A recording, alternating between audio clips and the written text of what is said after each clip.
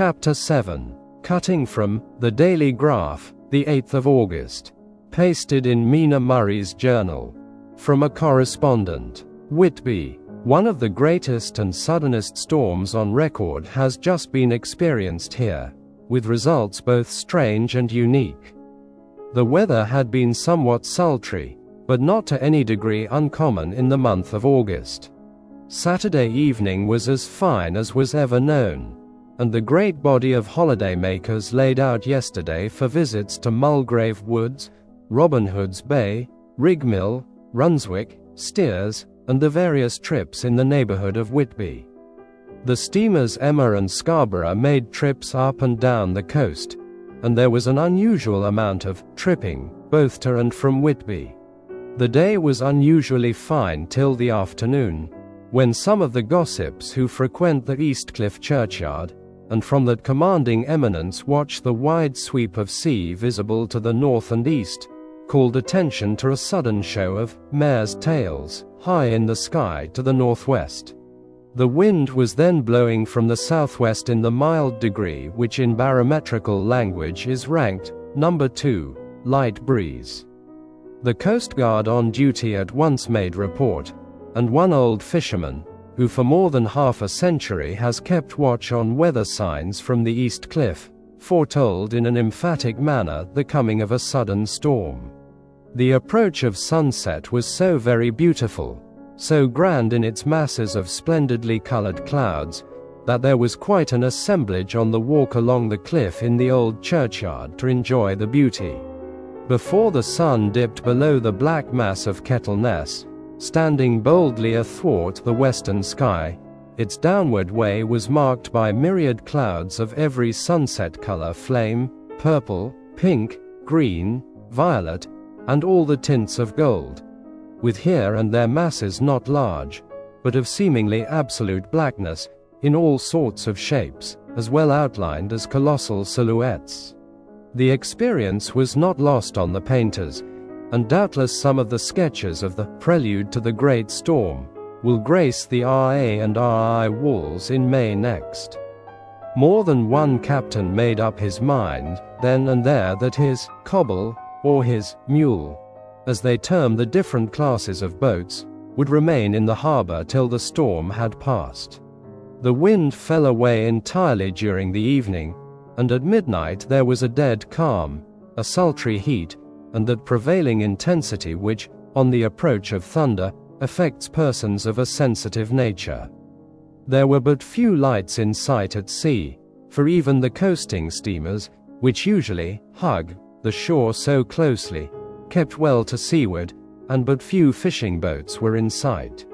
The only sail noticeable was a foreign schooner with all sails set, which was seemingly going westwards. The foolhardiness or ignorance of her officers was a prolific theme for comment whilst she remained in sight, and efforts were made to signal her to reduce sail in face of her danger. Before the night shut down she was seen with sails idly flapping as she gently rolled on the undulating swell of the sea. As idle as a painted ship upon a painted ocean. Shortly before 10 o'clock the stillness of the air grew quite oppressive, and the silence was so marked that the bleating of a sheep inland or the barking of a dog in the town was distinctly heard, and the band on the pier, with its lively French air, was like a discord in the great harmony of nature's silence. A little after midnight came a strange sound from over the sea, and high overhead the air began to carry a strange, faint, hollow booming. Then without warning the tempest broke, with a rapidity which, at the time, seemed incredible, and even afterwards is impossible to realize. The whole aspect of nature at once became convulsed. The waves rose in growing fury, each overtopping its fellow, till in a very few minutes the lately glassy sea was like a roaring and devouring monster. White-crested waves beat madly on the level sands and rushed up the shelving cliffs. Others broke over the piers, and with their spume swept the lanthorns of the lighthouses which rise from the end of either pier of Whitby Harbour. The wind roared like thunder, and blew with such force that it was with difficulty that even strong men kept their feet, or clung with grim clasp to the iron stanchions. It was found necessary to clear the entire piers from the mass of onlookers, or else the fatalities of the night would have been increased manifold. To add to the difficulties and dangers of the time, masses of sea fog came drifting inland, white, wet clouds, which swept by in ghostly fashion, so dank and damp and cold that it needed but little effort of imagination to think that the spirits of those lost at sea were touching their living brethren with the clammy hands of death, and many a one shuddered as the wreaths of sea mist swept by. At times the mist cleared, and the sea for some distance could be seen in the glare of the lightning, which now came thick and fast, followed by such sudden peals of thunder that the whole sky overhead seemed trembling under the shock of the footsteps of the storm. Some of the scenes thus revealed were of immeasurable grandeur and of absorbing interest. The sea, running mountains high, threw skywards with each wave mighty masses of white foam, which the tempest seemed to snatch at and whirl away into space. Here and there a fishing boat, with a rag of sail, running madly for shelter before the blast, now and again the white wings of a storm-tossed seabird. On the summit of the east cliff, the new searchlight was ready for experiment, but had not yet been tried. The officers in charge of it got it into working order, and in the pauses of the inrushing mist swept with it the surface of the sea. Once or twice its service was most effective, as when a fishing boat, with gunwale under water, rushed into the harbor, able, by the guidance of the sheltering light, to avoid the danger of dashing against the piers. As each boat achieved the safety of the port, there was a shout of joy from the mass of people on shore, a shout which for a moment seemed to cleave the gale and was then swept away in its rush. Before long the searchlight discovered some distance away a schooner with all sails set, apparently the same vessel which had been noticed earlier in the evening. The wind had by this time backed to the east, and there was a shudder amongst the watchers on the cliff as they realized the terrible danger in which she now was. Between her and the port lay the great flat reef on which so many good ships have from time to time suffered, and, with the wind blowing from its present quarter, it would be quite impossible that she should fetch the entrance of the harbor. It was now nearly the hour of high tide, but the waves were so great that in their troughs the shallows of the shore were almost visible, and the schooner, with all sails set, was rushing with such speed that, in the words of one old salt, she must fetch up somewhere, if it was only in hell. Then came another rush of sea fog, greater than any hitherto, a mass of dank mist, which seemed to close on all things like a grey pall, and left available to men only the organ of hearing, for the roar of the tempest, and the crash of the thunder, and the booming of the mighty billows came through the damp oblivion even louder than before. The rays of the searchlight were kept fixed on the harbor mouth across the east pier, where the shock was expected, and men waited breathless. The wind suddenly shifted to the northeast, and the remnant of the sea fog melted in the blast, and then, mirabile dictu, between the piers, leaping from wave to wave as it rushed at headlong speed, swept the strange schooner before the blast, with all sails set, and gained the safety of the harbor. The searchlight followed her, and a shudder ran through all who saw her, for lashed to the helm was a corpse, with drooping head, which swung horribly to and fro at each motion of the ship. No other form could be seen on deck at all. A great awe came on all as they realized that the ship, as if by a miracle, had found the harbor, unsteered save by the hand of a dead man. However, all took place more quickly than it takes to write these words. The schooner paused not, but rushing across the harbor, pitched herself on that accumulation of sand and gravel washed by many tides and many storms into the southeast corner of the pier jutting under the east cliff, known locally as Tate Hill Pier. There was of course a considerable concussion as the vessel drove up on the sand heap. Every spar, rope, and stay was strained, and some of the top hammer came crashing down.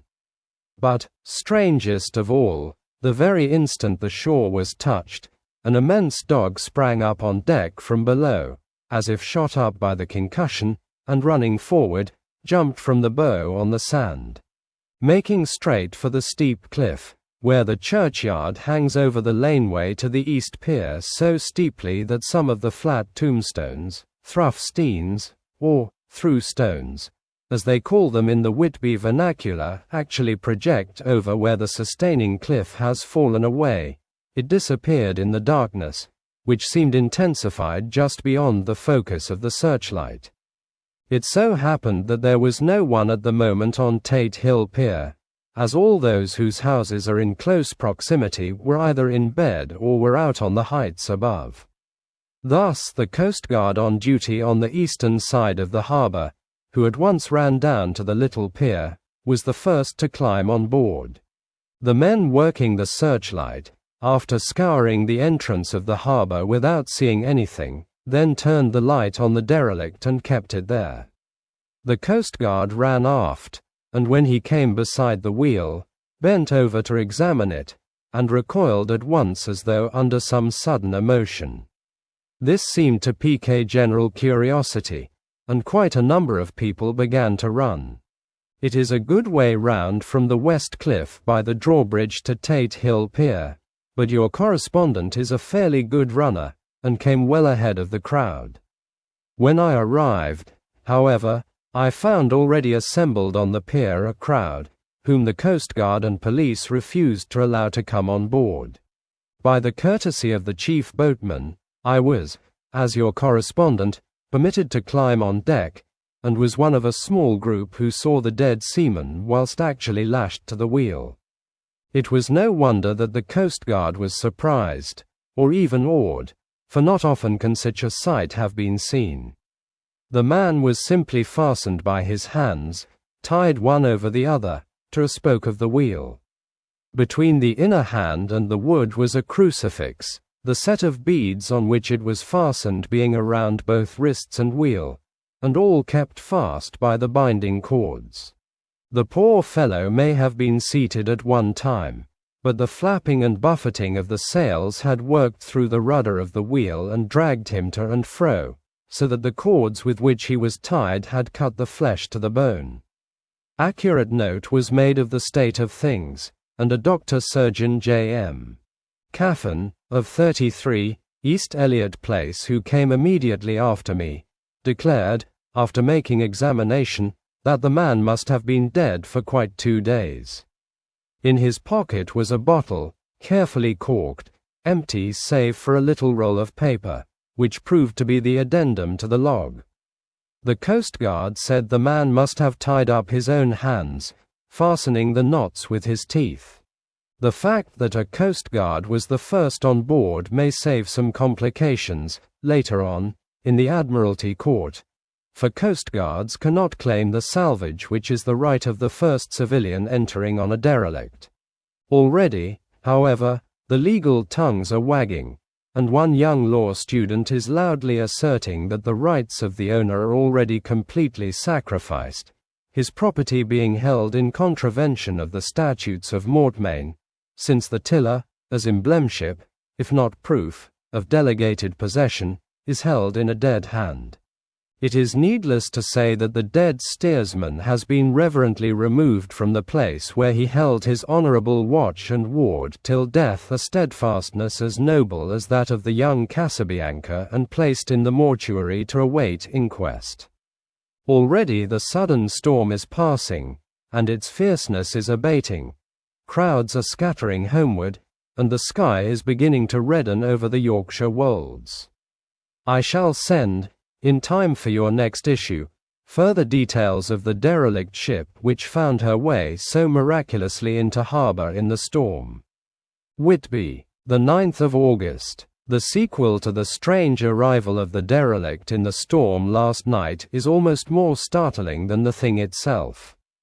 It turns out that the schooner is a Russian from Varna, and is called the Demeter. She is almost entirely in ballast of silver sand, with only a small amount of cargo, a number of great wooden boxes filled with mold. This cargo was consigned to a Whitby solicitor, Mr. S. F. Billington, of 7, the Crescent, who this morning went aboard and formally took possession of the goods consigned to him. The Russian consul, too, acting for the charter party, took formal possession of the ship, and paid all harbor dues, etc. Nothing is talked about here today except the strange coincidence. The officials of the Board of Trade have been most exacting in seeing that every compliance has been made with existing regulations. As the matter is to be a 9 days' wonder, they are evidently determined that there shall be no cause of after complaint. A good deal of interest was abroad concerning the dog which landed when the ship struck, and more than a few of the members of the SPCA, which is very strong in Whitby, have tried to befriend the animal. To the general disappointment, however, it was not to be found. It seems to have disappeared entirely from the town. It may be that it was frightened and made its way on to the moors, where it is still hiding in terror. There are some who look with dread on such a possibility, lest later on it should in itself become a danger, for it is evidently a fierce brute. Early this morning a large dog, a half-bred mastiff belonging to a coal merchant close to Tate Hill Pier, was found dead in the roadway opposite to its master's yard. It had been fighting, and manifestly had had a savage opponent, for its throat was torn away, and its belly was slit open as if with a savage claw. Later, by the kindness of the Board of Trade Inspector, I have been permitted to look over the log-book of the Demeter, which was in order up to within 3 days, but contained nothing of special interest except as to facts of missing men. The greatest interest, however, is with regard to the paper found in the bottle, which was today produced at the inquest, and a more strange narrative than the two between them unfold it has not been my lot to come across. As there is no motive for concealment, I am permitted to use them, and accordingly send you a rescript, simply omitting technical details of seamanship and supercargo. It almost seems as though the captain had been seized with some kind of mania before he had got well into blue water, and that this had developed persistently throughout the voyage. Of course my statement must be taken cum grano, since I am writing from the dictation of a clerk of the Russian consul, who kindly translated for me, time being short. Log of the Demeter. Varna to Whitby. Written the 18th of July, things so strange happening, that I shall keep accurate note henceforth till we land. On the 6th of July we finished taking in cargo, silver sand and boxes of earth. At noon set sail. East wind, fresh. Crew, 5 hands. 2 mates, cook, and myself, captain. On the 11th of July at dawn entered Bosphorus. Boarded by Turkish customs officers. Bakshish, all correct. Under way at 4 p.m. On the 12th of July through Dardanelles. More customs officers and flagboat of guarding squadron. Bakshish again. Work of officers thorough, but quick. Want us off soon. At dark passed into archipelago. On the 13th of July passed Cape Matapan. Crew dissatisfied about something. Seemed scared, but would not speak out. On the 14th of July was somewhat anxious about crew. Men all steady fellows, who sailed with me before. Mate could not make out what was wrong. They only told him there was something, and crossed themselves. Mate lost temper with one of them that day and struck him. Expected fierce quarrel, but all was quiet. On the 16th of July mate reported in the morning that one of crew, Petrovsky, was missing. Could not account for it. Took larboard watch 8 bells last night. Was relieved by Abramov, but did not go to bunk. Men more downcast than ever. All said they expected something of the kind, but would not say more than there was something aboard. Mate getting very impatient with them. Feared some trouble ahead. On the 17th of July, yesterday, one of the men, Olgeron, came to my cabin, and in an awestruck way confided to me that he thought there was a strange man aboard the ship. He said that in his watch he had been sheltering behind the deckhouse, as there was a rainstorm, when he saw a tall, thin man, who was not like any of the crew, come up the companionway, and go along the deck forward, and disappear. He followed cautiously, but when he got to bows found no one, and the hatchways were all closed. He was in a panic of superstitious fear, and I am afraid the panic may spread. To allay it, I shall today search entire ship carefully from stem to stern. Later in the day I got together the whole crew, and told them, as they evidently thought there was someone in the ship, we would search from stem to stern. First mate angry, said it was folly, and to yield to such foolish ideas would demoralize the men. Said he would engage to keep them out of trouble with a handspike. I let him take the helm, while the rest began thorough search, all keeping abreast, with lanterns. We left no corner unsearched. As there were only the big wooden boxes, there were no odd corners where a man could hide. Men much relieved when search over, and went back to work cheerfully. First mate scowled, but said nothing. The 22nd of July. Rough weather last 3 days, and all hands busy with sails, no time to be frightened. Men seem to have forgotten their dread. Mate cheerful again, and all on good terms. Praised men for work in bad weather. Past Gibraltar and out through straits. All well. The 24th of July. There seems some doom over this ship. Already a hand short, and entering on the Bay of Biscay with wild weather ahead, and yet last night another man lost disappeared. Like the first, he came off his watch and was not seen again. Men all in a panic of fear. Sent a round robin, asking to have double watch, as they fear to be alone. Mate angry, fear there will be some trouble, as either he or the men will do some violence. The 28th of July. 4 days in hell, knocking about in a sort of maelstrom, and the wind a tempest. No sleep for anyone. Men all worn out, hardly know how to set a watch, since no one fit to go on. Second mate volunteered to steer and watch, and let men snatch a few hours' sleep. Wind abating. Seas still terrific, but feel them less, as ship is steadier. The 29th of July. Another tragedy. Had single watch tonight, as crew too tired to double. When morning watch came on deck could find no one except steersman. Raised outcry, and all came on deck. Thorough search, but no one found. Are now without second mate, and crew in a panic.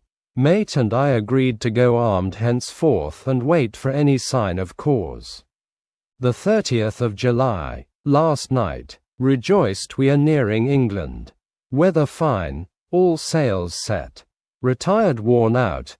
Slept soundly. Awaked by mate telling me that both man of watch and steersman missing. Only self and mate and 2 hands left to work ship. The 1st of August. 2 days of fog, and not a sail sighted. Had hoped when in the English Channel to be able to signal for help or get in somewhere. Not having power to work sails, have to run before wind. Dare not lower, as could not raise them again. We seem to be drifting to some terrible doom. Mate now more demoralized than either of men. His stronger nature seems to have worked inwardly against himself. Men are beyond fear, working stolidly and patiently, with minds made up to worst. They are Russian, he Romanian. The 2nd of August, midnight. Woke up from few minutes' sleep by hearing a cry, seemingly outside my port. Could see nothing in fog. Rushed on deck, and ran against mate. Tells me heard cry and ran, but no sign of man on watch. One more gone. Lord, help us. Mate says we must be past Straits of Dover, as in a moment of fog lifting he saw North Foreland, just as he heard the man cry out. If so, we are now off in the North Sea, and only God can guide us in the fog, which seems to move with us, and God seems to have deserted us. The 3rd of August. At midnight I went to relieve the man at the wheel, and when I got to it found no one there. The wind was steady, and as we ran before it there was no yawing. I dared not leave it, so shouted for the mate. After a few seconds he rushed up on deck in his flannels. He looked wild-eyed and haggard, and I greatly fear his reason has given way. He came close to me and whispered hoarsely, with his mouth to my ear, as though fearing the very air might hear, "It is here. I know it, now. On the watch last night I saw it, like a man, tall and thin, and ghastly pale. It was in the bows, and looking out. I crept behind it, and gave it my knife, but the knife went through it, empty as the air." And as he spoke he took his knife and drove it savagely into space. Then he went on, "But it is here, and I'll find it. It is in the hold, perhaps in one of those boxes. I'll unscrew them one by one and see. You work the helm." And, with a warning look and his finger on his lip, he went below. There was springing up a choppy wind, and I could not leave the helm. I saw him come out on deck again with a tool chest and a lantern, and go down the forward hatchway. He is mad, stark, raving mad, and it's no use my trying to stop him. He can't hurt those big boxes. They are invoiced as clay, and to pull them about is as harmless a thing as he can do. So here I stay, and mind the helm, and write these notes. I can only trust in God and wait till the fog clears. Then, if I can't steer to any harbor with the wind that is, I shall cut down sails and lie by, and signal for help. It is nearly all over now. Just as I was beginning to hope that the mate would come out calmer, for I heard him knocking away at something in the hold, and work is good for him, there came up the hatchway a sudden, startled scream, which made my blood run cold, and up on the deck he came as if shot from a gun, a raging madman, with his eyes rolling and his face convulsed with fear. "Save me, save me," he cried, and then looked round on the blanket of fog. His horror turned to despair, and in a steady voice he said, "You had better come too, Captain, before it is too late. He is there. I know the secret now. The sea will save me from him, and it is all that is left." Before I could say a word, or move forward to seize him, he sprang on the bulwark and deliberately threw himself into the sea. I suppose I know the secret too, now. It was this madman who had got rid of the men one by one, and now he has followed them himself. God help me, how am I to account for all these horrors when I get to port? When I get to port, will that ever be? The 4th of August, still fog, which the sunrise cannot pierce. I know there is sunrise because I am a sailor, why else I know not. I dared not go below, I dared not leave the helm. So here all night I stayed, and in the dimness of the night I saw it him. God forgive me, but the mate was right to jump overboard. It was better to die like a man. To die like a sailor in blue water no man can object. But I am captain, and I must not leave my ship. But I shall baffle this fiend or monster, for I shall tie my hands to the wheel when my strength begins to fail, and along with them I shall tie that which he it dare not touch, and then, come good wind or foul, I shall save my soul, and my honor as a captain. I am growing weaker, and the night is coming on. If he can look me in the face again, I may not have time to act. If we are wrecked, mayhap this bottle may be found, and those who find it may understand. If not, well, then all men shall know that I have been true to my trust. God and the Blessed Virgin and the saints help a poor ignorant soul trying to do his duty. Of course the verdict was an open one. There is no evidence to adduce, and whether or not the man himself committed the murders, there is now none to say. The folk here hold almost universally that the captain is simply a hero, and he is to be given a public funeral. Already it is arranged that his body is to be taken with a train of boats up the Esk for a piece and then brought back to Tate Hill Pier and up the Abbey steps, for he is to be buried in the churchyard on the cliff. The owners of more than 100 boats have already given in their names as wishing to follow him to the grave. No trace has ever been found of the great dog, at which there is much mourning, for, with public opinion in its present state, he would, I believe, be adopted by the town. Tomorrow will see the funeral, and so will end this one more mystery of the sea. Mina Murray's journal, the 8th of August. Lucy was very restless all night, and I, too, could not sleep. The storm was fearful, and as it boomed loudly among the chimney pots, it made me shudder. When a sharp puff came, it seemed to be like a distant gun. Strangely enough, Lucy did not wake, but she got up twice and dressed herself.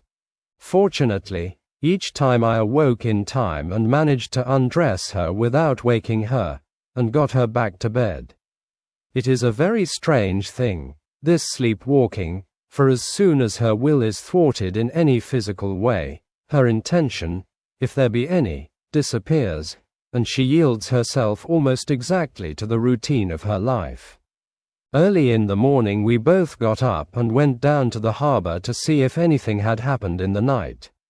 There were very few people about, and though the sun was bright, and the air clear and fresh, the big, grim-looking waves, that seemed dark themselves because the foam that topped them was like snow, forced themselves in through the narrow mouth of the harbour like a bullying man going through a crowd. Somehow I felt glad that Jonathan was not on the sea last night, but on land. But, oh, is he on land or sea? Where is he, and how? I am getting fearfully anxious about him. If I only knew what to do, and could do anything. The 10th of August. The funeral of the poor sea captain today was most touching. Every boat in the harbour seemed to be there, and the coffin was carried by captains all the way from Tate Hill Pier up to the churchyard. Lucy came with me, and we went early to our old seat, whilst the cortege of boats went up the river to the viaduct and came down again. We had a lovely view, and saw the procession nearly all the way. The poor fellow was laid to rest quite near our seat so that we stood on it when the time came and saw everything. Poor Lucy seemed much upset.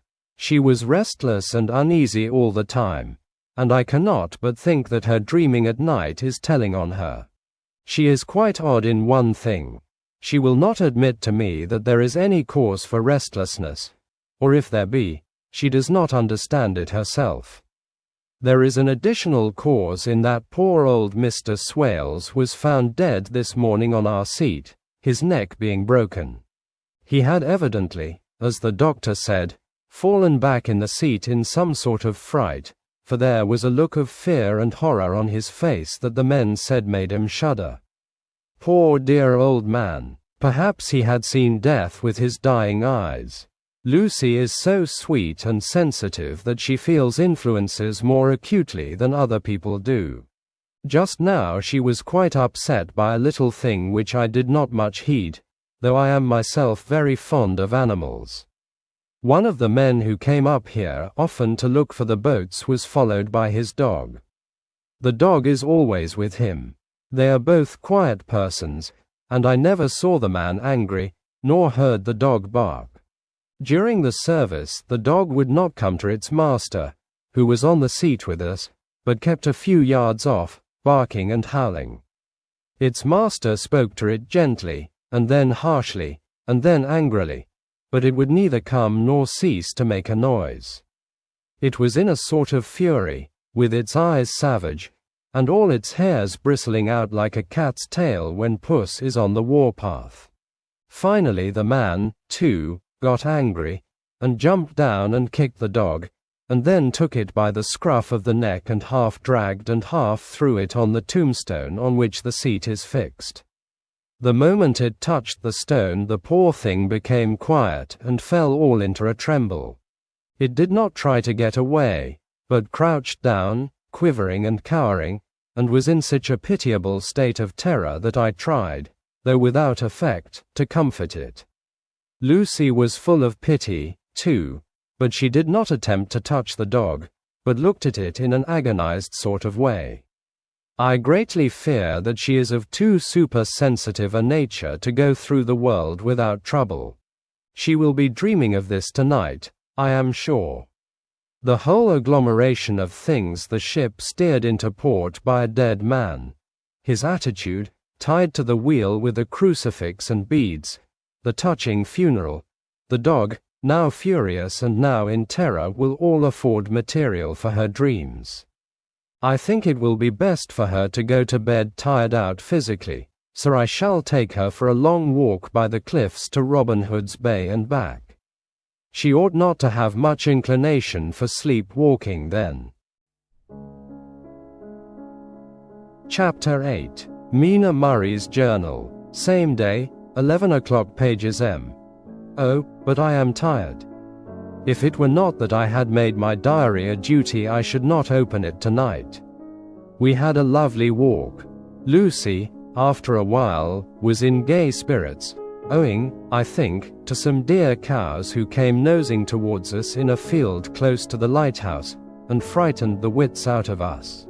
I believe we forgot everything except, of course, personal fear, and it seemed to wipe the slate clean and give us a fresh start. We had a capital, severe tea, at Robin Hood's Bay in a sweet little old-fashioned inn, with a bow window right over the seaweed-covered rocks of the Strand. I believe we should have shocked the new woman with our appetites. Men are more tolerant, bless them. Then we walked home with some, or rather many, stoppages to rest, and with our hearts full of a constant dread of wild bulls. Lucy was really tired, and we intended to creep off to bed as soon as we could. The young curate came in, however, and Mrs. Westenra asked him to stay for supper. Lucy and I had both a fight for it with the dusty miller. I know it was a hard fight on my part, and I am quite heroic. I think that some day the bishops must get together and see about breeding up a new class of curates, who don't take supper, no matter how they may be pressed to, and who will know when girls are tired. Lucy is asleep and breathing softly. She has more color in her cheeks than usual, and looks, oh, so sweet. If Mr. Homewood fell in love with her seeing her only in the drawing room, I wonder what he would say if he saw her now. Some of the new women writers will someday start an idea that men and women should be allowed to see each other asleep before proposing or accepting. But I suppose the new woman won't condescend in future to accept. She will do the proposing herself. And a nice job she will make of it, too. There's some consolation in that. I am so happy tonight, because dear Lucy seems better. I really believe she has turned the corner, and that we are over her troubles with dreaming. I should be quite happy if I only knew if Jonathan, God bless and keep him. The 11th of August, 3 a.m. diary again. No sleep now, so I may as well write. I am too agitated to sleep. We have had such an adventure, such an agonizing experience. I fell asleep as soon as I had closed my diary. Suddenly I became broad awake, and sat up, with a horrible sense of fear upon me, and of some feeling of emptiness around me. The room was dark, so I could not see Lucy's bed. I stole across and felt for her. The bed was empty. I lit a match and found that she was not in the room. The door was shut, but not locked, as I had left it. I feared to wake her mother, who has been more than usually ill lately, so threw on some clothes and got ready to look for her. As I was leaving the room, it struck me that the clothes she wore might give me some clue to her dreaming intention. Dressing gown would mean house. Dress, outside. Dressing gown and dress were both in their places. Thank God, I said to myself, she cannot be far, as she is only in her nightdress. I ran downstairs and looked in the sitting room. Not there. Then I looked in all the other open rooms of the house, with an ever-growing fear chilling my heart. Finally I came to the hall door and found it open. It was not wide open, but the catch of the lock had not caught. The people of the house are careful to lock the door every night, so I feared that Lucy must have gone out as she was. There was no time to think of what might happen. A vague, overmastering fear obscured all details. I took a big, heavy shawl and ran out. The clock was striking 1 as I was in the crescent, and there was not a soul in sight. I ran along the north terrace, but could see no sign of the white figure which I expected.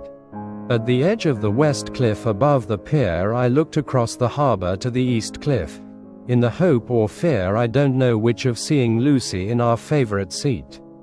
There was a bright full moon, with heavy black, driving clouds, which threw the whole scene into a fleeting diorama of light and shade as they sailed across.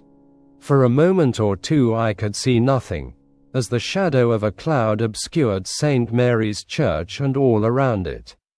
Then as the cloud passed I could see the ruins of the abbey coming into view, and as the edge of a narrow band of light as sharp as a sword cut moved along, the church and the churchyard became gradually visible. Whatever my expectation was, it was not disappointed, for there, on our favourite seat, the silver light of the moon struck a half-reclining figure, snowy white. The coming of the cloud was too quick for me to see much, for shadow shut down on light almost immediately, but it seemed to me as though something dark stood behind the seat where the white figure shone, and bent over it. What it was, whether man or beast, I could not tell.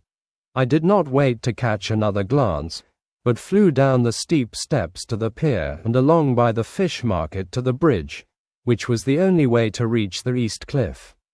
The town seemed as dead, for not a soul did I see.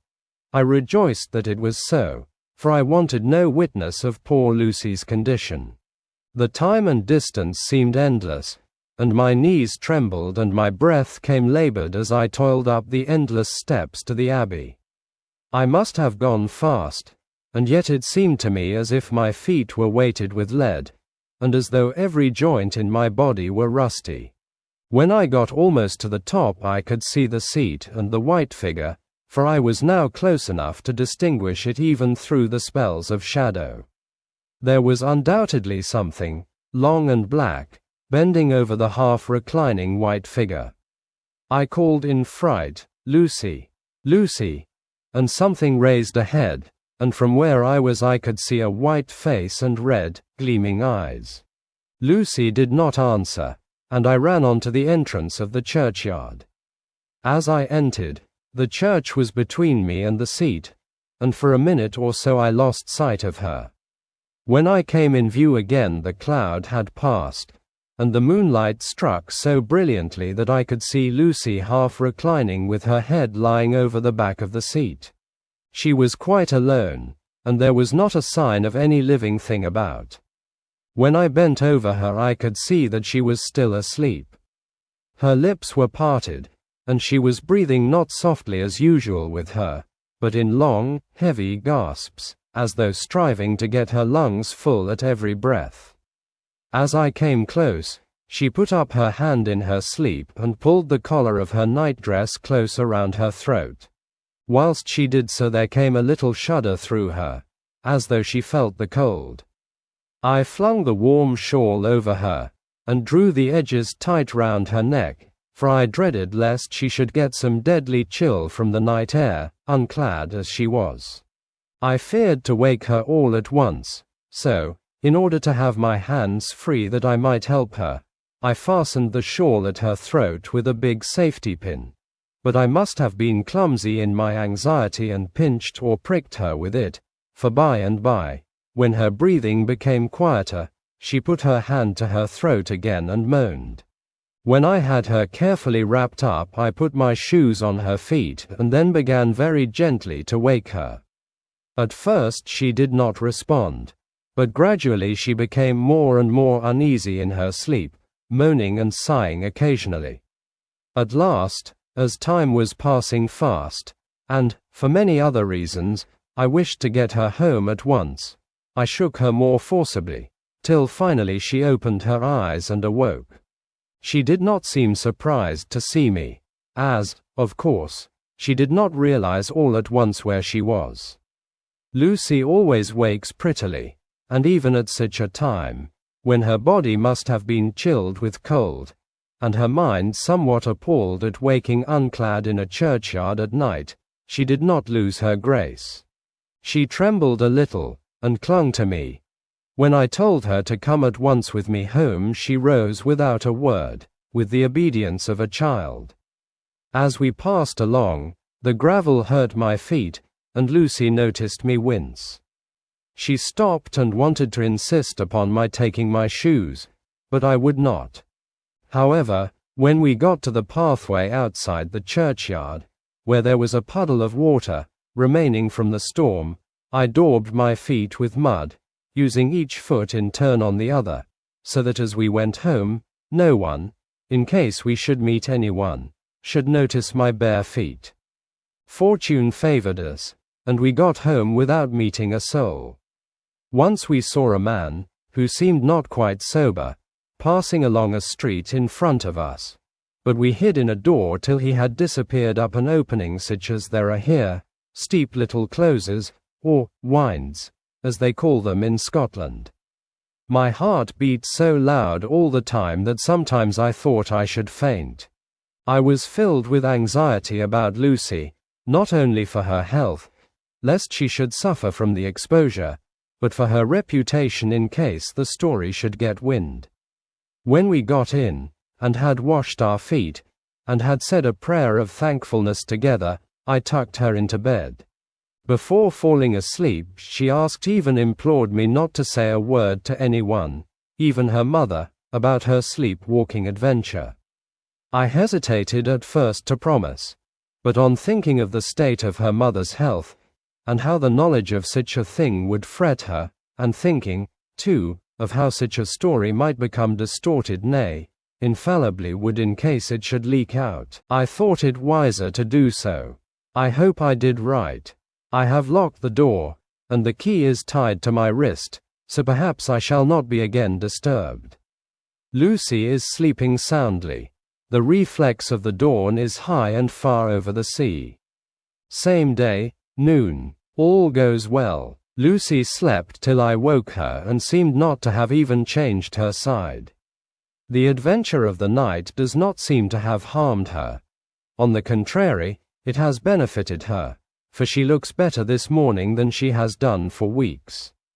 I was sorry to notice that my clumsiness with the safety pin hurt her. Indeed, it might have been serious, for the skin of her throat was pierced. I must have pinched up a piece of loose skin and have transfixed it, for there are two little red points like pin pricks, and on the band of her nightdress was a drop of blood. When I apologized and was concerned about it, she laughed and petted me, and said she did not even feel it. Fortunately, it cannot leave a scar, as it is so tiny. Same day, night. We passed a happy day. The air was clear, and the sun bright, and there was a cool breeze. We took our lunch to Mulgrave Woods, Mrs. Westenra driving by the road and Lucy and I walking by the cliff path and joining her at the gate. I felt a little sad myself, for I could not but feel how absolutely happy it would have been had Jonathan been with me. But there, I must only be patient. In the evening we strolled in the casino terrace, and heard some good music by Spohr and Mackenzie, and went to bed early. Lucy seems more restful than she has been for some time, and fell asleep at once. I shall lock the door and secure the key the same as before, though I do not expect any trouble tonight. The 12th of August. My expectations were wrong, for twice during the night I was wakened by Lucy trying to get out. She seemed, even in her sleep, to be a little impatient at finding the door shut, and went back to bed under a sort of protest. I woke with the dawn, and heard the birds chirping outside of the window. Lucy woke, too, and, I was glad to see, was even better than on the previous morning. All her old gaiety of manner seemed to have come back, and she came and snuggled in beside me and told me all about Arthur. I told her how anxious I was about Jonathan, and then she tried to comfort me. Well, she succeeded somewhat, for, though sympathy can't alter facts, it can help to make them more bearable. The 13th of August, another quiet day, and to bed with the key on my wrist as before. Again I awoke in the night, and found Lucy sitting up in bed, still asleep, pointing to the window. I got up quietly, and pulling aside the blind, looked out. It was brilliant moonlight, and the soft effect of the light over the sea and sky merged together in one great, silent mystery was beautiful beyond words. Between me and the moonlight flitted a great bat, coming and going in great whirling circles. Once or twice it came quite close, but was, I suppose, frightened at seeing me, and flitted away across the harbor towards the abbey. When I came back from the window, Lucy had lain down again, and was sleeping peacefully. She did not stir again all night. The 14th of August, on the East Cliff, reading and writing all day. Lucy seems to have become as much in love with the spot as I am, and it is hard to get her away from it when it is time to come home for lunch or tea or dinner. This afternoon she made a funny remark. We were coming home for dinner, and had come to the top of the steps up from the West Pier and stopped to look at the view, as we generally do. The setting sun, low down in the sky, was just dropping behind Kettleness. The red light was thrown over on the East Cliff and the old abbey, and seemed to bathe everything in a beautiful rosy glow. We were silent for a while, and suddenly Lucy murmured as if to herself, "His red eyes again, they are just the same." It was such an odd expression, coming apropos of nothing, that it quite startled me. I slewed round a little, so as to see Lucy well without seeming to stare at her, and saw that she was in a half-dreamy state, with an odd look on her face that I could not quite make out, so I said nothing, but followed her eyes. She appeared to be looking over at our own seat, whereon was a dark figure seated alone. I was a little startled myself, for it seemed for an instant as if the stranger had great eyes like burning flames, but a second look dispelled the illusion. The red sunlight was shining on the windows of St. Mary's Church behind our seat, and as the sun dipped there was just sufficient change in the refraction and reflection to make it appear as if the light moved. I called Lucy's attention to the peculiar effect, and she became herself with a start, but she looked sad all the same. It may have been that she was thinking of that terrible night up there. We never refer to it, so I said nothing, and we went home to dinner. Lucy had a headache and went early to bed. I saw her asleep, and went out for a little stroll myself. I walked along the cliffs to the westward, and was full of sweet sadness, for I was thinking of Jonathan. When coming home it was then bright moonlight, so bright that, though the front of our part of the crescent was in shadow, everything could be well seen. I threw a glance up at our window, and saw Lucy's head leaning out. I thought that perhaps she was looking out for me, so I opened my handkerchief and waved it. She did not notice or make any movement whatever. Just then, the moonlight crept round an angle of the building, and the light fell on the window. There distinctly was Lucy with her head lying up against the side of the window sill and her eyes shut. She was fast asleep, and by her, seated on the window sill, was something that looked like a good-sized bird. I was afraid she might get a chill, so I ran upstairs, but as I came into the room she was moving back to her bed, fast asleep, and breathing heavily. She was holding her hand to her throat, as though to protect it from cold. I did not wake her, but tucked her up warmly. I have taken care that the door is locked and the window securely fastened. She looks so sweet as she sleeps, but she is paler than is her wont, and there is a drawn, haggard look under her eyes which I do not like. I fear she is fretting about something. I wish I could find out what it is. The 15th of August. Rose later than usual. Lucy was languid and tired, and slept on after we had been called. We had a happy surprise at breakfast.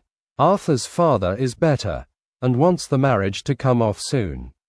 Lucy is full of quiet joy, and her mother is glad and sorry at once. Later on in the day she told me the cause. She is grieved to lose Lucy as her very own, but she is rejoiced that she is soon to have someone to protect her. Poor dear, sweet lady. She confided to me that she has got her death warrant. She has not told Lucy, and made me promise secrecy. Her doctor told her that within a few months, at most, she must die, for her heart is weakening. At any time, even now, a sudden shock would be almost sure to kill her. We were wise to keep from her the affair of the dreadful night of Lucy's sleepwalking. The 17th of August. No diary for 2 whole days. I have not had the heart to write. Some sort of shadowy pall seems to be coming over our happiness. No news from Jonathan, and Lucy seems to be growing weaker, whilst her mother's hours are numbering to a close. I do not understand Lucy's fading away as she is doing. She eats well and sleeps well, and enjoys the fresh air, but all the time the roses in her cheeks are fading, and she gets weaker and more languid day by day. At night I hear her gasping as if for air. I keep the key of our door always fastened to my wrist at night, but she gets up and walks about the room, and sits at the open window. Last night I found her leaning out when I woke up, and when I tried to wake her I could not. She was in a faint. When I managed to restore her she was as weak as water, and cried silently between long, painful struggles for breath. When I asked her how she came to be at the window she shook her head and turned away. I trust her feeling ill may not be from that unlucky prick of the safety pin. I looked at her throat just now as she lay asleep, and the tiny wounds seem not to have healed. They are still open, and, if anything, larger than before, and the edges of them are faintly white. They are like little white dots with red centers. Unless they heal within a day or two, I shall insist on the doctor seeing about them. Letter, Samuel F. Billington and Son, Solicitors, Whitby, to Messrs. Carter, Patterson and Company, London. The 17th of August. Dear Sirs, herewith please receive invoice of goods sent by Great Northern Railway. Same are to be delivered at Carfax, near Purfleet, immediately on receipt at goods station King's Cross. The house is at present empty, but enclosed please find keys, all of which are labeled. You will please deposit the boxes, 50 in number, which form the consignment, in the partially ruined building forming part of the house and marked A on rough diagram enclosed.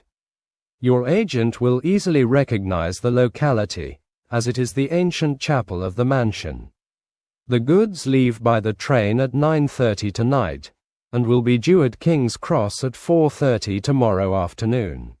As our client wishes the delivery made as soon as possible, we shall be obliged by your having teams ready at King's Cross at the time named and forthwith conveying the goods to destination. In order to obviate any delays possible through any routine requirements as to payment in your departments, we enclose check herewith for £10, receipt of which please acknowledge. Should the charge be less than this amount, you can return balance. If greater, we shall at once send check for difference on hearing from you. You are to leave the keys on coming away in the main hall of the house, where the proprietor may get them on his entering the house by means of his duplicate key. Pray do not take us as exceeding the bounds of business courtesy in pressing you in all ways to use the utmost expedition. We are, dear sirs, faithfully yours, Samuel F. Billington and Son. Letter, Messrs. Carter, Patterson and Company, London, to Messrs. Billington and Son, Whitby. The 21st of August. Dear Sirs, we beg to acknowledge £10 received and to return cheque £1.17. 9d, amount of overplus, as shown in receipted account herewith. Goods are delivered in exact accordance with instructions, and keys left in parcel in main hall, as directed. We are, dear sirs, yours respectfully, Pro Carter, Patterson and Co. Mina Murray's Journal. The 18th of August. I am happy today, and write sitting on the seat in the churchyard. Lucy is ever so much better. Last night she slept well all night, and did not disturb me once. The roses seem coming back already to her cheeks, though she is still sadly pale and wan-looking. If she were in any way anemic I could understand it, but she is not. She is in gay spirits and full of life and cheerfulness. All the morbid reticence seems to have passed from her, and she has just reminded me, as if I needed any reminding, of that night, and that it was here, on this very seat, I found her asleep. As she told me, she tapped playfully with the heel of her boot on the stone slab and said, "My poor little feet didn't make much noise then. I dare say poor old Mr. Swales would have told me that it was because I didn't want to wake up Geordie." As she was in such a communicative humor, I asked her if she had dreamed at all that night. Before she answered, that sweet, puckered look came into her forehead, which Arthur, I call him Arthur from her habit, says he loves, and, indeed, I don't wonder that he does. Then she went on in a half-dreaming kind of way, as if trying to recall it to herself. I didn't quite dream, but it all seemed to be real. I only wanted to be here in this spot, I don't know why, for I was afraid of something, I don't know what. I remember, though I suppose I was asleep, passing through the streets and over the bridge. A fish leaped as I went by, and I leaned over to look at it, and I heard a lot of dogs howling. The whole town seemed as if it must be full of dogs all howling at once as I went up the steps.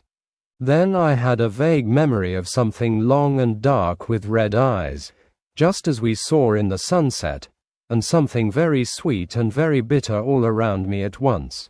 And then I seemed sinking into deep green water, and there was a singing in my ears, as I have heard there is to drowning men. And then everything seemed passing away from me. My soul seemed to go out from my body and float about the air. I seem to remember that once the West Lighthouse was right under me, and then there was a sort of agonizing feeling, as if I were in an earthquake, and I came back and found you shaking my body. I saw you do it before I felt you. Then she began to laugh. It seemed a little uncanny to me, and I listened to her breathlessly. I did not quite like it, and thought it better not to keep her mind on the subject, so we drifted on to other subjects, and Lucy was like her old self again. When we got home, the fresh breeze had braced her up, and her pale cheeks were really more rosy. Her mother rejoiced when she saw her, and we all spent a very happy evening together. The 19th of August. Joy, joy, joy. Although not all joy. At last, news of Jonathan. The dear fellow has been ill. That is why he did not write. I am not afraid to think it or say it, now that I know. Mr. Hawkins sent me on the letter, and wrote himself, oh, so kindly. I am to leave in the morning and go over to Jonathan, and to help to nurse him if necessary, and to bring him home. Mr. Hawkins says it would not be a bad thing if we were to be married out there. I have cried over the good sister's letter till I can feel it wet against my bosom, where it lies. It is of Jonathan, and must be next my heart, for he is in my heart. My journey is all mapped out, and my luggage ready. I am only taking one change of dress. Lucy will bring my trunk to London and keep it till I send for it may be that I must write no more. I must keep it to say to Jonathan, my husband. The letter that he has seen and touched must comfort me till we meet.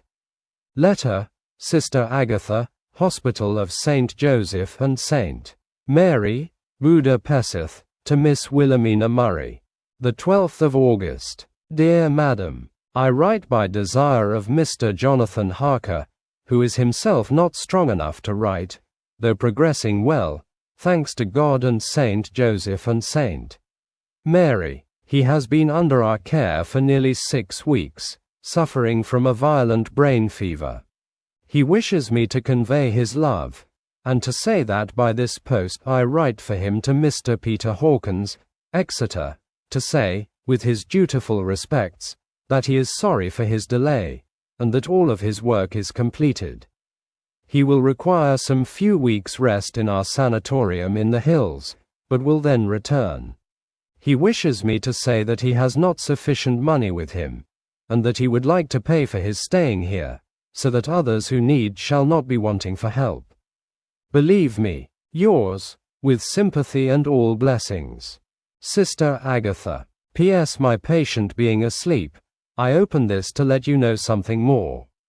He has told me all about you, and that you are shortly to be his wife. All blessings to you both.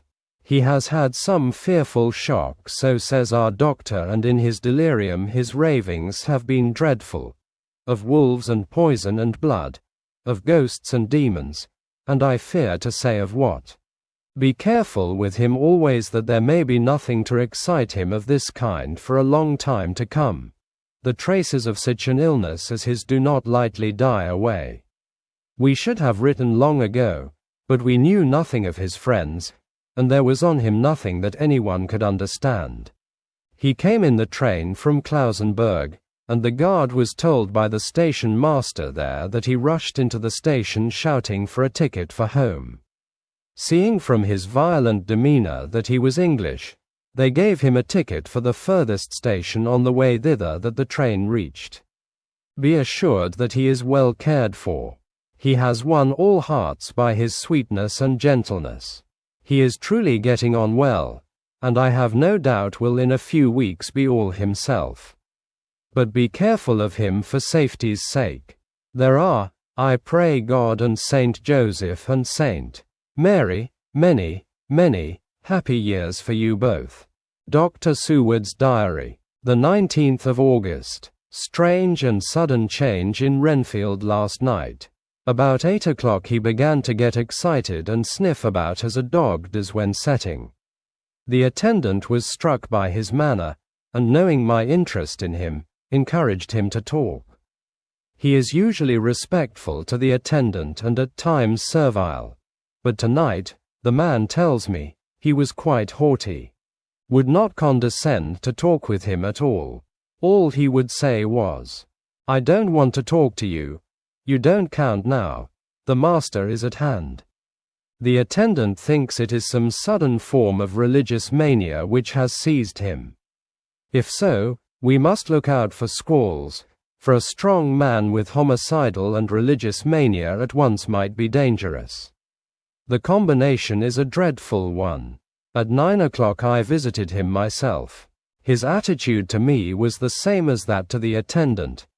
In his sublime self feeling, the difference between myself and attendant seemed to him as nothing. It looks like religious mania, and he will soon think that he himself is God. These infinitesimal distinctions between man and man are too paltry for an omnipotent being. How these madmen give themselves away! The real God taketh heed lest a sparrow fall. But the God created from human vanity sees no difference between an eagle and a sparrow. Oh, if men only knew! For half an hour or more Renfield kept getting excited in greater and greater degree. I did not pretend to be watching him, but I kept strict observation all the same. All at once that shifty look came into his eyes which we always see when a madman has seized an idea, and with it the shifty movement of the head and back which asylum attendants come to know so well. He became quite quiet, and went and sat on the edge of his bed resignedly, and looked into space with lackluster eyes. I thought I would find out if his apathy were real or only assumed, and tried to lead him to talk of his pets, a theme which had never failed to excite his attention. At first he made no reply, but at length said testily, "Bother them all, I don't care a pin about them." "What?" I said. "You don't mean to tell me you don't care about spiders?" Spiders at present are his hobby, and the notebook is filling up with columns of small figures. To this he answered enigmatically, "The bride maidens rejoice the eyes that wait the coming of the bride, but when the bride draweth nigh, then the maidens shine not to the eyes that are filled." He would not explain himself, but remained obstinately seated on his bed all the time I remained with him. I am weary tonight and low in spirits. I cannot but think of Lucy, and how different things might have been. If I don't sleep at once, chloral, the modern Morpheus C2 hydrogen chloride O. H2O, I must be careful not to let it grow into a habit. No, I shall take none tonight. I have thought of Lucy, and I shall not dishonor her by mixing the two. If need be, tonight shall be sleepless. Later, glad I made the resolution, gladder that I kept to it. I had lain tossing about, and had heard the clock strike only twice, when the night watchman came to me, sent up from the ward, to say that Renfield had escaped. I threw on my clothes and ran down at once. My patient is too dangerous a person to be roaming about. Those ideas of his might work out dangerously with strangers. The attendant was waiting for me. He said he had seen him not 10 minutes before, seemingly asleep in his bed, when he had looked through the observation trap in the door. His attention was called by the sound of the window being wrenched out. He ran back and saw his feet disappear through the window, and had at once sent up for me. He was only in his night gear, and cannot be far off. The attendant thought it would be more useful to watch where he should go than to follow him, as he might lose sight of him whilst getting out of the building by the door. He is a bulky man, and couldn't get through the window. I am thin, so, with his aid, I got out, but feet foremost, and, as we were only a few feet above ground, landed unhurt. The attendant told me the patient had gone to the left, and had taken a straight line, so I ran as quickly as I could. As I got through the belt of trees, I saw a white figure scale the high wall which separates our grounds from those of the deserted house. I ran back at once, told the watchman to get 3 or 4 men immediately and follow me into the grounds of Carfax, in case our friend might be dangerous. I got a ladder myself, and crossing the wall, dropped down on the other side. I could see Renfield's figure just disappearing behind the angle of the house, so I ran after him. On the far side of the house I found him pressed close against the old iron-bound oak door of the chapel. He was talking, apparently to someone, but I was afraid to go near enough to hear what he was saying, lest I might frighten him, and he should run off. Chasing an errant swarm of bees is nothing to following a naked lunatic, when the fit of escaping is upon him. After a few minutes, however, I could see that he did not take note of anything around him, and so ventured to draw nearer to him, the more so as my men had now crossed the wall and were closing him in. I heard him say, "I am here to do your bidding, master. I am your slave, and you will reward me, for I shall be faithful. I have worshipped you long and afar off. Now that you are near, I await your commands, and you will not pass me by, will you, dear master, in your distribution of good things? He is a selfish old beggar anyhow. He thinks of the loaves and fishes even when he believes he is in a real presence. His manias make a startling combination. When we closed in on him, he fought like a tiger. He is immensely strong, for he was more like a wild beast than a man.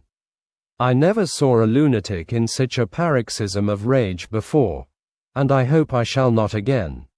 It is a mercy that we have found out his strength and his danger in good time. With strength and determination like his, he might have done wild work before he was caged. He is safe now at any rate. Jack Sheppard himself couldn't get free from the strait waistcoat that keeps him restrained, and he's chained to the wall in the padded room. His cries are at times awful, but the silences that follow are more deadly still, for he means murder in every turn and movement. Just now he spoke coherent words for the first time. I shall be patient, master. It is coming, coming, coming. Sir, I took the hint, and came to. I was too excited to sleep, but this diary has quieted me, and I feel I shall get some sleep tonight. Chapter 9. Letter, Mina Harker to Lucy Westenra. Budapest, the 24th of August. My dearest Lucy, I know you will be anxious to hear all that has happened since we parted at the railway station at Whitby. Well, my dear, I got to Hull all right, and caught the boat to Hamburg, and then the train on here. I feel that I can hardly recall anything of the journey, except that I knew I was coming to Jonathan, and that as I should have to do some nursing, I had better get all the sleep I could. I found my dear one, oh, so thin and pale and weak-looking. All the resolution has gone out of his dear eyes, and that quiet dignity which I told you was in his face has vanished. He is only a wreck of himself, and he does not remember anything that has happened to him for a long time past. At least, he wants me to believe so, and I shall never ask. He has had some terrible shock, and I fear it might tax his poor brain if he were to try to recall it. Sister Agatha, who is a good creature and a born nurse, tells me that he raved of dreadful things whilst he was off his head. I wanted her to tell me what they were, but she would only cross herself, and say she would never tell, that the ravings of the sick were the secrets of God, and that if a nurse through her vocation should hear them, she should respect her trust.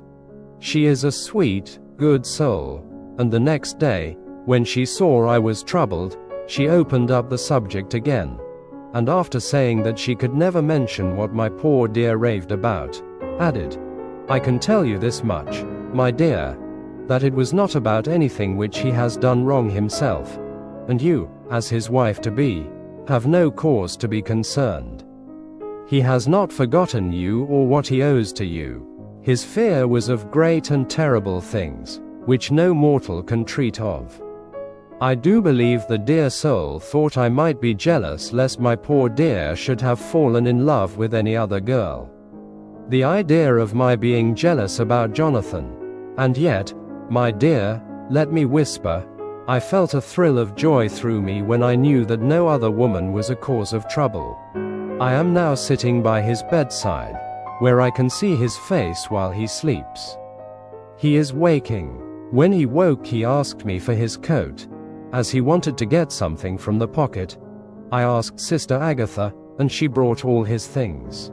I saw that amongst them was his notebook, and was going to ask him to let me look at it, for I knew then that I might find some clue to his trouble, but I suppose he must have seen my wish in my eyes, for he sent me over to the window, saying he wanted to be quite alone for a moment. Then he called me back, and when I came he had his hand over the notebook, and he said to me very solemnly, Wilhelmina, I knew then that he was in deadly earnest, for he has never called me by that name since he asked me to marry him. You know, dear, my ideas of the trust between husband and wife. There should be no secret, no concealment. I have had a great shock, and when I try to think of what it is I feel my head spin round, and I do not know if it was all real or the dreaming of a madman. You know I have had brain fever, and that is to be mad. The secret is here, and I do not want to know it. I want to take up my life here, with our marriage. For, my dear, we had decided to be married as soon as the formalities are complete. Are you willing, Wilhelmina, to share my ignorance? Here is the book. Take it and keep it, read it if you will, but never let me know. Unless, indeed, some solemn duty should come upon me to go back to the bitter hours, asleep or awake, sane or mad, recorded here. He fell back exhausted, and I put the book under his pillow, and kissed him. I have asked Sister Agatha to beg the Superior to let our wedding be this afternoon, and am waiting her reply. She has come and told me that the chaplain of the English Mission Church has been sent for. We are to be married in an hour, or as soon after as Jonathan awakes. Lucy, the time has come and gone. I feel very solemn, but very, very happy. Jonathan woke a little after the hour, and all was ready, and he sat up in bed, propped up with pillows. He answered his "I will" firmly and strongly. I could hardly speak. My heart was so full that even those words seemed to choke me. The dear sisters were so kind. Please God, I shall never, never forget them, nor the grave and sweet responsibilities I have taken upon me. I must tell you of my wedding present. When the chaplain and the sisters had left me alone with my husband, oh, Lucy, it is the first time I have written the words, my husband, left me alone with my husband. I took the book from under his pillow, and wrapped it up in white paper, and tied it with a little bit of pale blue ribbon which was round my neck, and sealed it over the knot with sealing wax, and for my seal I used my wedding ring. Then I kissed it and showed it to my husband, and told him that I would keep it so, and then it would be an outward and visible sign for us all our lives that we trusted each other, that I would never open it unless it were for his own dear sake or for the sake of some stern duty. Then he took my hand in his, and oh, Lucy, it was the first time he took his wife's hand, and said that it was the dearest thing in all the wide world, and that he would go through all the past again to win it, if need be. The poor dear meant to have said a part of the past, but he cannot think of time yet, and I shall not wonder if at first he mixes up not only the month, but the year. Well, my dear, what could I say? I could only tell him that I was the happiest woman in all the wide world, and that I had nothing to give him except myself, my life, and my trust, and that with these went my love and duty for all the days of my life. And, my dear, when he kissed me, and drew me to him with his poor weak hands, it was like a very solemn pledge between us. Lucy dear, do you know why I tell you all this? It is not only because it is all sweet to me, but because you have been, and are, very dear to me. It was my privilege to be your friend and guide when you came from the schoolroom to prepare for the world of life. I want you to see now, and with the eyes of a very happy wife, whither duty has led me, so that in your own married life you too may be all happy as I am. My dear, please Almighty God, your life may be all it promises, a long day of sunshine, with no harsh wind, no forgetting duty, no distrust. I must not wish you no pain, for that can never be, but I do hope you will be always as happy as I am now. Goodbye, my dear. I shall post this at once, and, perhaps, write you very soon again. I must stop, for Jonathan is waking. I must attend to my husband. Your ever-loving, Mina Harker. Letter, Lucy Westenra to Mina Harker. Whitby, the 30th of August. My dearest Mina, oceans of love and millions of kisses, and may you soon be in your own home with your husband. I wish you could be coming home soon enough to stay with us here. The strong air would soon restore Jonathan. It has quite restored me. I have an appetite like a cormorant, am full of life, and sleep well. You will be glad to know that I have quite given up walking in my sleep. I think I have not stirred out of my bed for a week, that is when I once got into it at night. Arthur says I am getting fat. By the way, I forgot to tell you that Arthur is here. We have such walks and drives, and rides, and rowing, and tennis, and fishing together, and I love him more than ever. He tells me that he loves me more, but I doubt that, for at first he told me that he couldn't love me more than he did then. But this is nonsense. There he is, calling to me. So no more just at present from your loving Lucy. P.S. Mother sends her love. She seems better, poor dear. P.P.S. We are to be married on the 28th of September. Dr. Seward's diary. The 20th of August. The case of Renfield grows even more interesting. He has now so far quieted that there are spells of cessation from his passion. For the first week after his attack he was perpetually violent.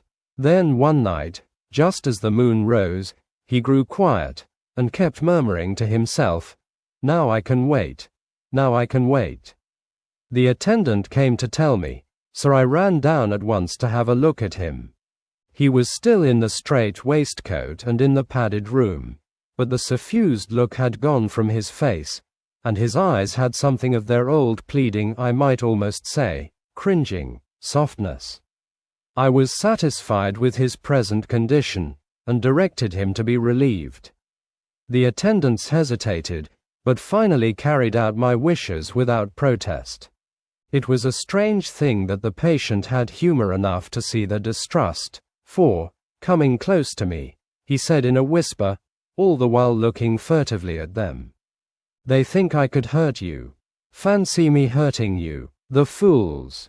It was soothing, somehow, to the feelings to find myself dissociated even in the mind of this poor madman from the others, but all the same I do not follow his thought. Am I to take it that I have anything in common with him, so that we are, as it were, to stand together? Or has he to gain from me some good so stupendous that my well-being is needful to him? I must find out later on. Tonight he will not speak. Even the offer of a kitten or even a full-grown cat will not tempt him.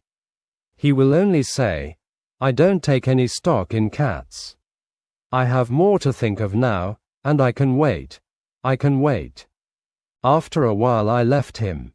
The attendant tells me that he was quiet until just before dawn, and that then he began to get uneasy, and at length violent, until at last he fell into a paroxysm which exhausted him so that he swooned into a sort of coma.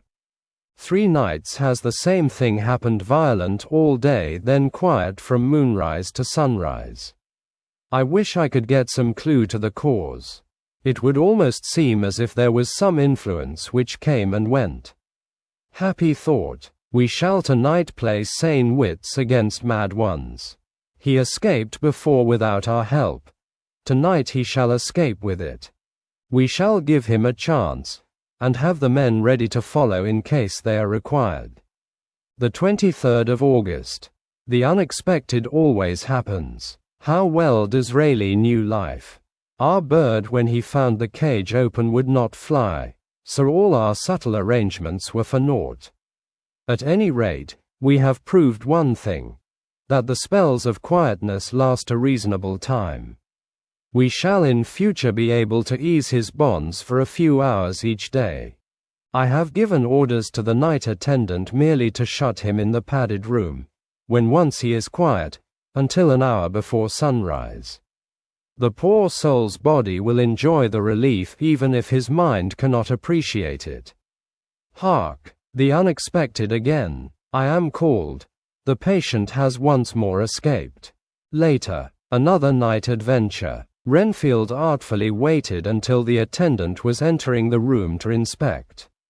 Then he dashed out past him and flew down the passage. I sent word for the attendants to follow. Again he went into the grounds of the deserted house, and we found him in the same place, pressed against the old chapel door. When he saw me he became furious, and had not the attendants seized him in time, he would have tried to kill me. As we were holding him, a strange thing happened. He suddenly redoubled his efforts, and then as suddenly grew calm. I looked round instinctively, but could see nothing.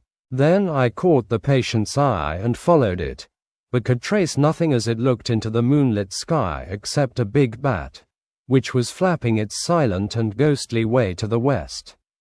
Bats usually wheel and flit about, but this one seemed to go straight on, as if it knew where it was bound for or had some intention of its own. The patient grew calmer every instant, and presently said, "You needn't tie me. I shall go quietly." Without trouble we came back to the house.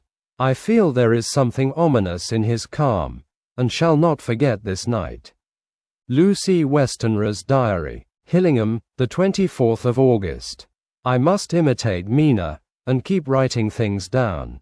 Then we can have long talks when we do meet. I wonder when it will be. I wish she were with me again, for I feel so unhappy. Last night I seemed to be dreaming again just as I was at Whitby. Perhaps it is the change of air, or getting home again. It is all dark and horrid to me, for I can remember nothing. But I am full of vague fear, and I feel so weak and worn out. When Arthur came to lunch he looked quite grieved when he saw me, and I hadn't the spirit to try to be cheerful. I wonder if I could sleep in Mother's room tonight. I shall make an excuse and try. The 25th of August. Another bad night. Mother did not seem to take to my proposal. She seems not too well herself, and doubtless she fears to worry me. I tried to keep awake, and succeeded for a while. But when the clock struck 12 it waked me from a doze, so I must have been falling asleep. There was a sort of scratching or flapping at the window, but I did not mind it, and as I remember no more, I suppose I must then have fallen asleep. More bad dreams. I wish I could remember them. This morning I am horribly weak. My face is ghastly pale, and my throat pains me. It must be something wrong with my lungs, for I don't seem ever to get air enough. I shall try to cheer up when Arthur comes, or else I know he will be miserable to see me so. Letter, Arthur homeward to Dr. Seward. Albemarle Hotel, the 31st of August. My dear Jack, I want you to do me a favor. Lucy is ill. That is, she has no special disease, but she looks awful, and is getting worse every day.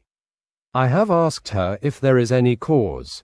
I do not dare to ask her mother, for to disturb the poor lady's mind about her daughter in her present state of health would be fatal. Mrs. Westenra has confided to me that her doom is spoken disease of the heart, though poor Lucy does not know it yet. I am sure that there is something preying on my dear girl's mind. I am almost distracted when I think of her. To look at her gives me a pang. I told her I should ask you to see her, and though she demurred at first, I know why, old fellow, she finally consented. It will be a painful task for you, I know, old friend, but it is for her sake, and I must not hesitate to ask, or you to act. You are to come to lunch at Hillingham tomorrow, 2 o'clock, so as not to arouse any suspicion in Mrs. Westenra, and after lunch Lucy will take an opportunity of being alone with you. I shall come in for tea, and we can go away together. I am filled with anxiety, and want to consult with you alone as soon as I can after you have seen her. Do not fail. Arthur. Telegram, Arthur homeward to Seward. The 1st of September. Am summoned to see my father, who is worse. Am writing. Write me fully by tonight's post to ring. Wire me if necessary. Letter from Dr. Seward to Arthur homeward. The 2nd of September. My dear old fellow, with regard to Miss Westenra's health, I hasten to let you know at once that in my opinion, there is not any functional disturbance or any malady that I know of. At the same time, I am not by any means satisfied with her appearance. She is woefully different from what she was when I saw her last. Of course you must bear in mind that I did not have full opportunity of examination such as I should wish. Our very friendship makes a little difficulty which not even medical science or custom can bridge over. I had better tell you exactly what happened, leaving you to draw, in a measure, your own conclusions. I shall then say what I have done and propose doing. I found Miss Westenra in seemingly gay spirits. Her mother was present, and in a few seconds I made up my mind that she was trying all she knew to mislead her mother and prevent her from being anxious. I have no doubt she guesses, if she does not know, what need of caution there is. We lunched alone, and as we all exerted ourselves to be cheerful, we got, as some kind of reward for our labors, some real cheerfulness amongst us. Then Mrs. Westenra went to lie down, and Lucy was left with me. We went into her boudoir. Until we got there her gaiety remained, for the servants were coming and going. As soon as the door was closed, however, the mask fell from her face, and she sank down into a chair with a great sigh, and hid her eyes with her hand. When I saw that her high spirits had failed, I at once took advantage of her reaction to make a diagnosis. She said to me very sweetly, "I cannot tell you how I loathe talking about myself." I reminded her that a doctor's confidence was sacred, but that you were grievously anxious about her. She caught on to my meaning at once, and settled that matter in a word. "Tell Arthur everything you choose. I do not care for myself, but all for him. Sir, I am quite free." I could easily see that she is somewhat bloodless, but I could not see the usual anemic signs, and by a chance I was actually able to test the quality of her blood, for in opening a window which was stiff a cord gave way, and she cut her hand slightly with broken glass. It was a slight matter in itself, but it gave me an evident chance, and I secured a few drops of the blood and have analyzed them. The qualitative analysis gives a quite normal condition, and shows, I should infer, in itself a vigorous state of health. In other physical matters I was quite satisfied that there is no need for anxiety, but as there must be a cause somewhere, I have come to the conclusion that it must be something mental. She complains of difficulty in breathing satisfactorily at times, and of heavy, lethargic sleep, with dreams that frighten her, but regarding which she can remember nothing. She says that as a child she used to walk in her sleep, and that when in Whitby the habit came back, and that once she walked out in the night and went to East Cliff, where Miss Murray found her. But she assures me that of late the habit has not returned. I am in doubt, and so have done the best thing I know of. I have written to my old friend and master, Professor Van Helsing, of Amsterdam, who knows as much about obscure diseases as anyone in the world. I have asked him to come over, and as you told me that all things were to be at your charge, I have mentioned to him who you are and your relations to Miss Westenra. This, my dear fellow, is in obedience to your wishes, for I am only too proud and happy to do anything I can for her. Van Helsing would, I know, do anything for me for a personal reason, so, no matter on what ground he comes, we must accept his wishes. He is a seemingly arbitrary man, but this is because he knows what he is talking about better than anyone else. He is a philosopher and a metaphysician, and one of the most advanced scientists of his day, and he has, I believe, an absolutely open mind. This, with an iron nerve, a temper of the ice brook, an indomitable resolution, self-command, and toleration exalted from virtues to blessings, and the kindliest and truest heart that beats these form his equipment for the noble work that he is doing for mankind, work both in theory and practice, for his views are as wide as his all-embracing sympathy. I tell you these facts that you may know why I have such confidence in him. I have asked him to come at once. I shall see Miss Westenra tomorrow again. She is to meet me at the stores, so that I may not alarm her mother by too early a repetition of my call. Yours always, John Seward. Letter, Abraham Van Helsing, M.D., D.Ph., D.Lit., etc., etc., to Dr. Seward. The 2nd of September. My good friend, when I have received your letter I am already coming to you. By good fortune I can leave just at once, without wrong to any of those who have trusted me. Were fortune other, then it were bad for those who have trusted, for I come to my friend when he call me to aid those he holds dear. Tell your friend that when that time you suck from my wound so swiftly the poison of the gangrene from that knife that our other friend, too nervous, let slip, you did more for him when he wants my aids and you call for them than all his great fortune could do. But it is pleasure added to do for him, your friend. It is to you that I come. Have then rooms for me at the Great Eastern Hotel, so that I may be near to hand, and please it so arrange that we may see the young lady not too late on tomorrow, for it is likely that I may have to return here that night. But if need be I shall come again in 3 days, and stay longer if it must. Till then goodbye, my friend John. Van Helsing. Letter, Dr. Seward to Hon. Arthur Homeward. The 3rd of September. My dear Art. Van Helsing has come and gone. He came on with me to Hillingham, and found that, by Lucy's discretion, her mother was lunching out, so that we were alone with her. Van Helsing made a very careful examination of the patient. He is to report to me, and I shall advise you, for of course I was not present all the time.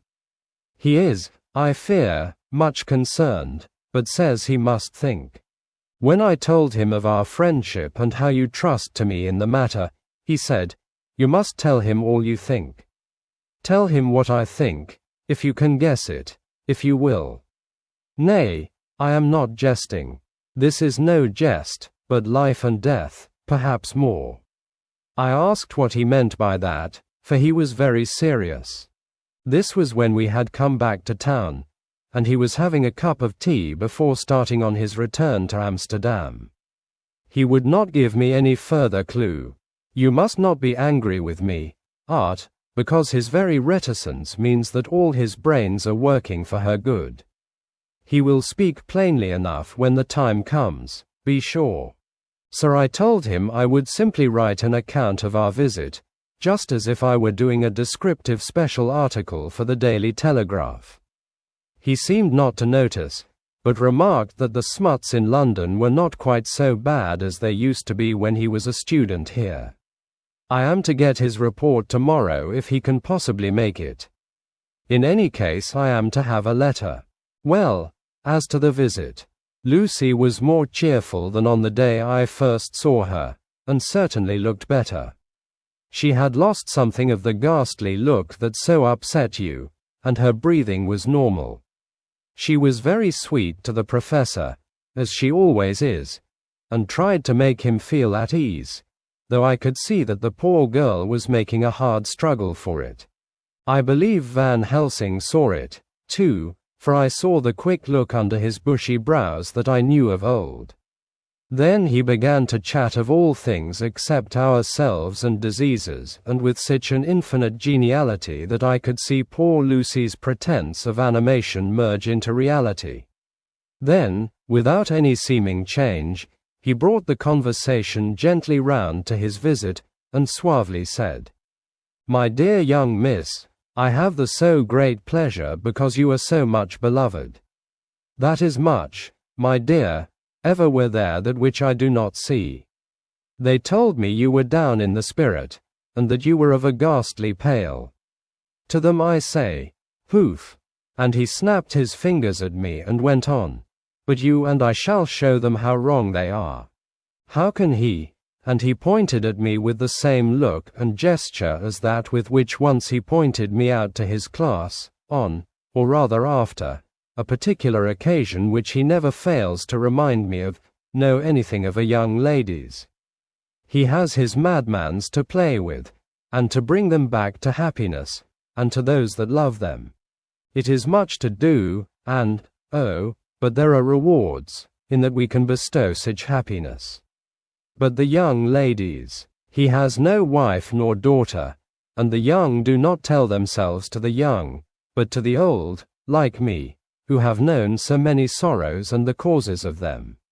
So, my dear, we will send him away to smoke the cigarette in the garden, whilst you and I have little talk all to ourselves. I took the hint, and strolled about, and presently the professor came to the window and called me in.